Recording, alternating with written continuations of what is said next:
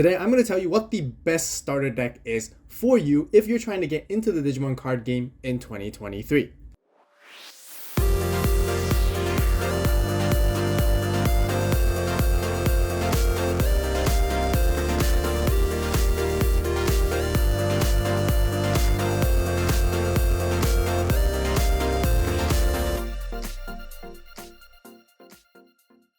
Digimon fans, if you're looking to get into the Digimon card game but not sure where to start, then this video is perfect for you. Welcome to the Ultimate Starter Deck Guide for 2023, where I will be talking about all the different starter decks out there to help you make the best choice for yourself. If you're new here, welcome to the Avault channel, and I want to tell you guys how amazing the Digimon card game really is. And if you want to see more different Digimon content, then this is the perfect place to be. Definitely check out all my other videos afterwards too, and there's plenty of deck profiles, guides, pack openings, battles, and everything you need to know to learn about playing the game. So definitely be sure to subscribe, turn on that notification bell if you guys want to see more content. Also give this video a like because I just really greatly appreciate the support, and thank you guys so much for being here with me today. I'm also super excited to announce a new feature on my channel where I launched my very first ever YouTube membership called the Avault Club. By joining, you will have access to exclusive perks and contents that regular viewers don't have. Perks include the Avault Club membership badge, and the best part is that you'll be able to see members only community posts featuring my first draft deck profiles even before the video comes out. You will see more updates by me for every deck profile released, and even updated deck lists and adjustments with all the lists. Your comments and questions will also have priority replies from me. So what are you guys waiting for? Click on the join button right now. Thank you all so much for the support, and I look forward to engaging with you guys. So first things first, at the time of making this video, there are a total of 13 starter decks available for the Digimon card game. And with so many of them, where should you start? I will go through each and every individual starter deck and explain the basic overview of the decks and what the play styles are like. I will also take in consideration the longevity of each individual deck based on future support so that you guys can learn how much long-term value there is potentially for every single one of them. An important note to keep in mind is that the starter decks are usually intended for you to buy 2 copies of each, and this applies for every time when I recommend picking up any of them. Why is that, you may ask? That is because each deck would only contain 2 copies of some of the key cards that you would need, and then having 4 copies of some of those cards are really important in order for you to fully optimize and further build upon it. Before we start talking about any of them, I'm going to tell you guys which decks should be filtered out, and I would outright avoid them at all costs. Making this easy, the first 6 starter decks, starter deck 1 all the way to 6 of the product line, is where we have Gaia Red, Cocytus Blue, Heaven's Yellow, Giga Green, Machine Black, and Venomous Violet will be the ones that I recommend not getting at all. The number one reason why I suggest to stay away from these decks is due to their viability and playability not being as relevant in today's metagame. Although some of the decks have some of the best staple cards you need, it is better off just buying the singles or anticipating for reprints instead. The second reason is because these starter decks are so difficult to find right now, and they're extremely pricey, which have actually turned them into collectible items instead. The other starter deck that I will be dismissing for this video is the infamous Starter Deck 11, which was actually never released for us in the English version of the card game, and instead it was put into a box topper pack for BT10 Cross Encounter. This deck mainly contains an abundance of really good red reprint cards, including some from the starter deck Gaia Red. With that being said, this leaves us with 6 starter decks to talk about for this video. So let's begin featuring what those are. Most starter decks that were released came in pairs, so to begin we have Gallantmon Starter Deck 7 and UlforceVeedramon Starter Deck 8, and they both came out during December 2021. Both these starter decks are very straightforward to play and easy to understand, since the core mechanics of it is to traditionally build a Digivolution stack until you get into your boss level 6 Digimon. The Gallantmon starter deck focuses on the color red, which mainly contains a lot of power in terms of DP, aggression, and removal. This deck can quickly take out your opponent's security, which has a very straightforward method to winning the game, and also delete their Digimon at the same time to apply pressure. However, its major weakness is draw power and search, meaning that if you can't find your Digivolution pieces quick enough, it can be very easy for your opponents to out-tempo you. There are tons of existing and new upcoming support for Gallantmon, where the deck can be very easily upgraded. Most of it came from the EX2 set Digital Hazard, which contains an entire Digivolution line that greatly helps improve the searching too. Gallantmon also now has Takato, who is the dedicated tamer of the deck and provides Blitz, which elevates the aggression and playstyle and supports any deleting effects by gaining UM memory back. We are also expected to receive even more new Gallantmon support in upcoming BT12 set across time, where once again we'll be getting an entire Digivolution line for the archetype. Apparently the Gallantmon from that set will be considered as one of the best ones ever released since then, and it has a very powerful effect compared to all the current ones. And jumping a little bit more ahead, we have BT13 versus Royal Knights, which also has Gallantmon, as you can see from the cover of the pack art. This means that the deck has a lot of long-term value if you were to pick them up right now. As for the UlforceVeedramon deck, it has a lot of consistency, draw power, and search power, which the Gallantmon deck doesn't actually have, and it's very good at scaling during the game. It also can swing for lots of damage with security +1 effects and unsuspending effects, but it does require to meet certain conditions, especially having 8 cards in your hand is the key for it to get there. As the removal and control aspect of the deck, it returns your opponent's Digimon back to their hand. UlforceVeedramon hasn't received much adequate support, but will still be getting a new version very soon with BT11, and as well as UlforceVeedramon X in BT12 across time. But I do have to point out that I noticed that not many cards from this particular starter deck are going to be translatable to the new UlforceVeedramon support, which is rather unfortunate. On the other hand, there's still some really good value blue cards to pick up from this deck, such as Hammerspark, Cordramon, Gabumon, Dracmon, Vmon, and AeroVeedramon, which all have very good usage in many other blue decks. Overall, both these decks are great for new players, especially if they're trying to learn the basics of the game. Pretty much all the effects and the cards are very easy to understand and read, and there's no complex mechanics at all. One of the greatest values from purchasing any of these two decks is the inclusion of the Memory Boost option set cards that comes in with it. And these cards are fantastic staples, which they have seen a ton of play for the game even today. For the next two starter decks, we have the Imperialdramon starter deck, also formerly named as Ultimate Ancient Dragon, and the Mastemon starter deck, named Parallel World Tactician. Both these decks were released back in May 2022, being starter deck 9 and 10. This is where the new DNA Digivolving mechanic was introduced to the game, and these decks were designed to teach new players how it all works. This is also the very first time that the game brought into dual color decks, which greatly shifts the dynamics of deck building and playing.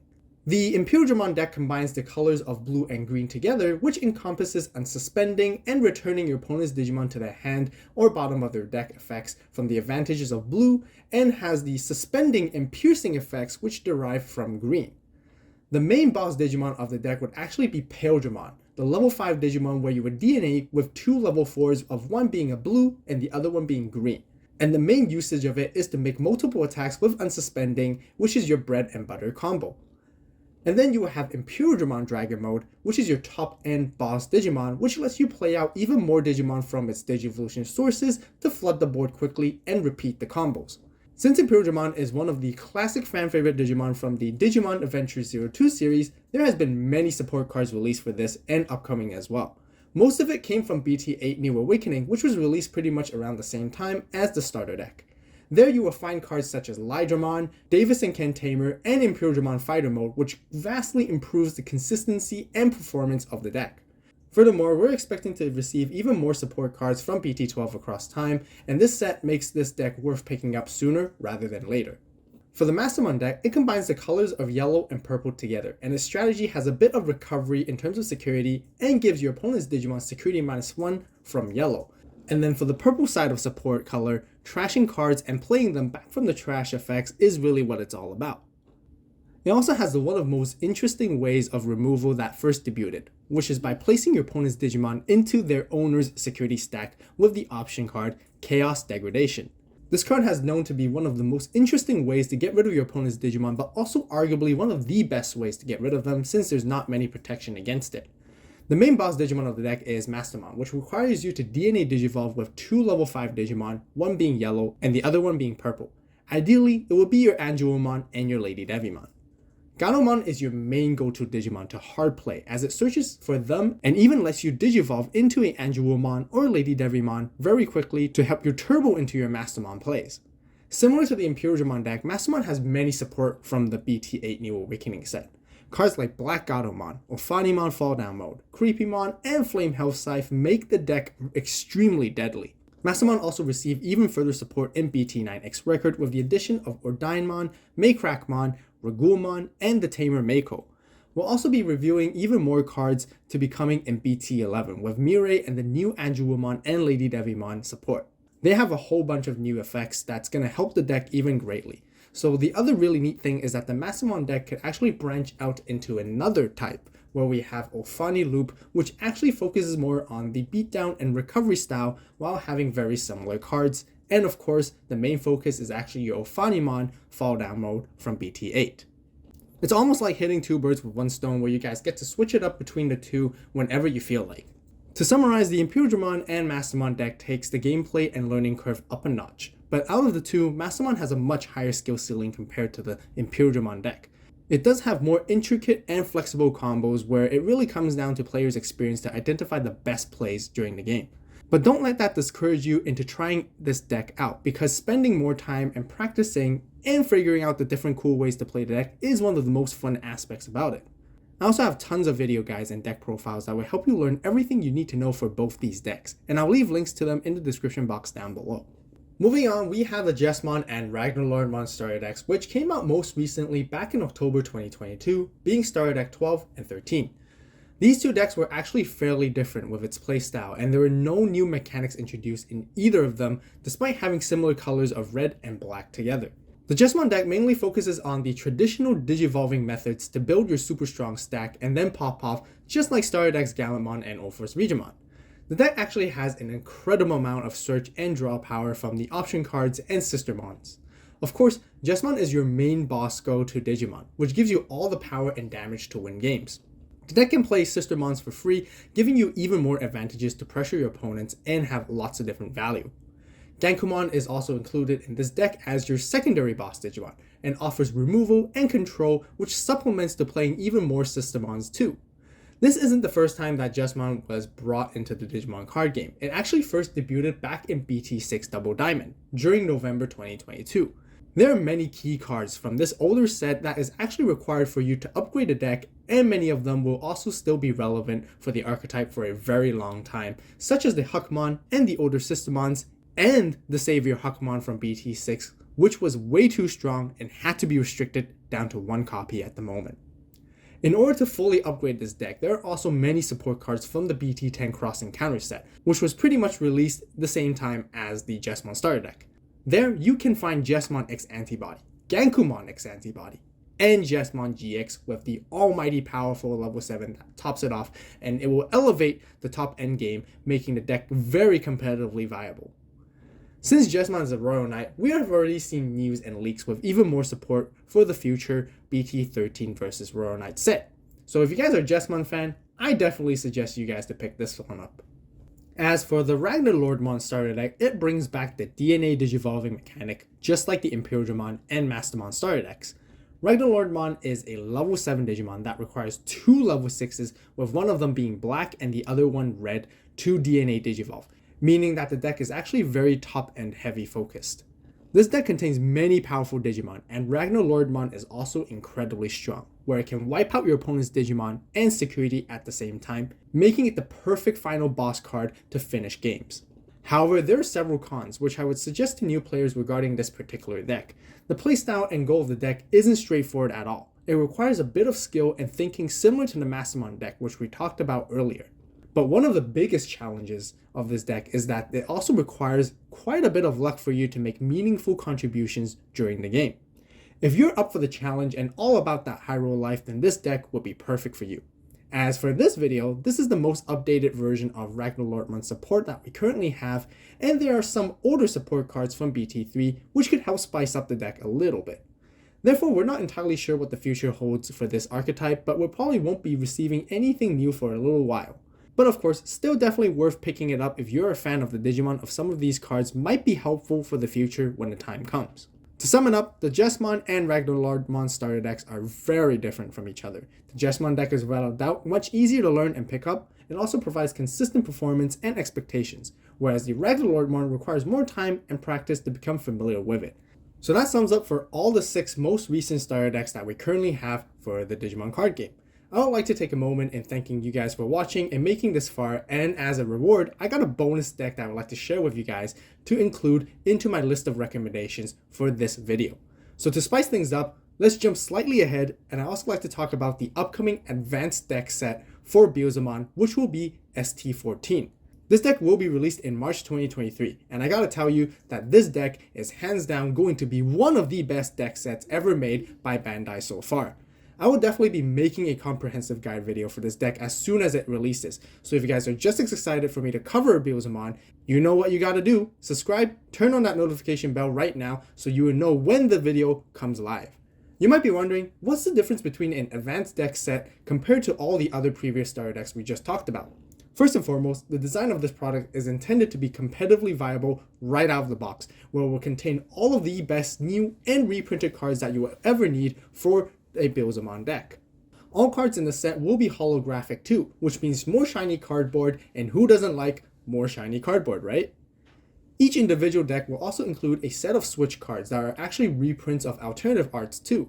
And the hidden gem of this product is that where it can potentially have a chance for you to pull the epic full purple parallel rare of the Beelzemon card, which is very rare and highly sought after too in terms of value.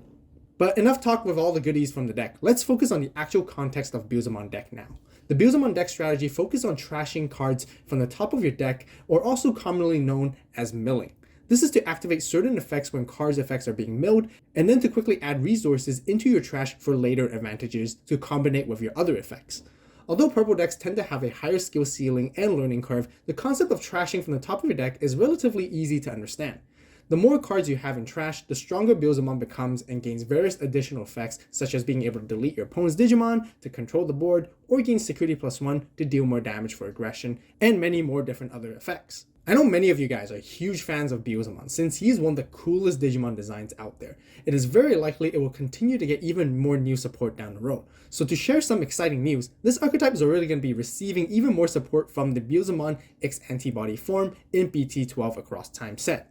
Even though the design of the advanced deck is intended for it to be playable right out of the box with a single copy, I would still highly recommend you guys who are interested in it to pick up 2 copies, ensuring you get access to the playset for all the most important cards. That basically covers up all the starter decks that I wanted to talk about for this video, and here is what I think is the most suited for new players. The factors that I took in consideration mainly consist of how easy it is for new players to learn and play the deck, as well as the longevity to ensure you guys are getting the best value. Do keep in mind that these are just my personal opinions at the time of making this video. Okay, so for the final review, the very first deck I would like to actually recommend for you guys who are starting for the very first time will be the Gallantmon starter deck. That is because of its very straightforward playstyle. The goal is to build your Digivolution stack and let your boss Digimon do all the work after. Like I mentioned previously, Gallantmon will be getting more support in BT12 and potentially BT13, and since this is the main protagonist Digimon and the Royal Knight at the same time, we can confidently say that will be continued to be revisited by Bandai very often. The next deck that I would recommend will be the Imperialdramon starter deck. The deck is fairly consistent with its search and draw power to help you get into your combo plays. Furthermore, the main combos revolve mostly just on your level 5 being your Imperialdramon, and I would argue for it to be one of the best cards ever designed for the game.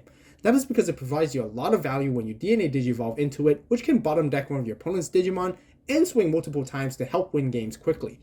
And since it is a level 5 Digimon, it requires lesser commitment compared to building a level 6 Digimon stack. The deck also has a lot of tools to play very well against all other matchups by having access to cards like the Memory Tamer Davis, Mega Def, Hammer Spark, and Ice Wall, which many of these cards are actually from outside of the deck when you're upgrading it. Once again, Imperialdramon is also a main protagonist Digimon from the Digimon Adventure 02 series, therefore we can safely assume that it will continue to receive additional support down the road as well. Then we got the Jesmon starter deck. From a different point of view, I was even going to recommend this deck as the very first recommendation instead. Very similar to the Gallantmon starter deck, it has a very straightforward strategy for playing it, building your Digivolution stack. The effects of the cards are very powerful, and there are tons of support cards you can add to elevate this deck to make it competitively viable as well. However, I feel that the learning curve becomes slightly higher compared to when playing the upgraded version of both Gallantmon and Imperialdramon decks. Sequencing and executing your combos correctly is going to be very important for Jesmon, and that would take a couple more games than usual for you to perfect it and get used to it. And that is why I left it as my third recommendation instead. To summarize, this is a very good pickup, especially knowing that we'll be getting even more support that has already been announced and confirmed for BT13. Moving on, for any of you guys who want to get into the game slightly more competitively, I would highly recommend getting the Beelzemon Advanced deck set when it comes. and you will be ready to go with 2 copies. Just like I mentioned earlier, this deck is built to adapt to the most updated metagame. And the best part is that you will not need to have to buy many cards from any sets outside of the deck in order to optimize it. And this makes it extremely convenient for new players, especially those who want to take the game a bit more seriously too. With future support confirmed for BT12 with the X-Antibody version of Beelzemon, we can determine that this deck has quite some longevity and value. As for all the other decks, such as UlforceVeedramon, Mastemon, and Ragnaloardmon, I would try to stay away from them if you are really brand new to the game. Unfortunately, the UlforceVeedramon does not utilize that many cards from the starter deck for its most current build, and the deck alone isn't strong enough to keep up with the current state of the metagame. As for Mastemon and Ragnaloardmon, these decks are intended for more experienced players due to the nature of their slightly unusual playstyle. So if you're up for the challenge, then definitely pick them up. Overall, my final recommendation is to play whatever you like, even if it's just choosing based on your own favorite Digimon, because that is exactly how I started myself too. Learning the basics of the game and how to play to get as much experience as possible would be the ideal way to go anyways. In the end, the Digimon card game is very easy to learn and to pick up, and the most important thing is to have fun and enjoy playing it. I hope the starter deck guide has helped you guys understand what each starter deck does and makes it easier for you guys to decide on which starter deck is the best one for you. If you guys want to learn more about each and individual starter deck and how to build them utilizing 2 copies on a budget, then be sure to watch my starter deck guide videos. If you guys are ready to take it to the next level, I also have full power upgraded versions of these deck profile videos for those too. Lastly, if you want to learn how to improve your deck building skills, then definitely check out my top 6 must-have staple cards for the Digimon card game in 2023. All the links will be left in the description box down below for you guys, and that will wrap up for the video for today. Thank you guys so much for watching. You guys have a great day, great night, wherever you are. See you in future videos, and this is Avault, signing out.